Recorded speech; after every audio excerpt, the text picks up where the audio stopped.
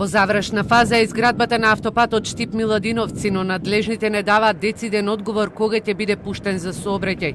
Првично требаше да биде во септември оваа година. Градежните работи, асфалтните работи, бетонските работи се комплетно завршени, освен делот кај Три чешми, кој што сега се работи, бидејќи преусмерен сообраќајот на десната страна, заради тој еден дел што моментално го ставивме тогаш во употреба за да може да функционира, да не се вози во земјен пат.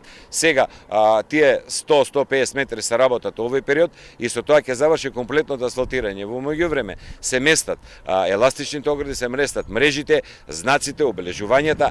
Причините за доцнењето со изградбата на единствениот автопат кон истокот и југоистокот се 35 дожливи денови до јуни, кои ги отежнале работите на терен. Изградбата чини над 200 милиони евра земени како заем од кинеската Ексим банка. Во меѓувреме забрзано се гради и новиот експресен пат Штип Радовиш, кој наместо за 3 се очекува да биде готов за 2,5 години. Денес сме тука на кај изградбата на експресниот пат Штип Радовиш со инвестицијска вредност од 47 милиони евра.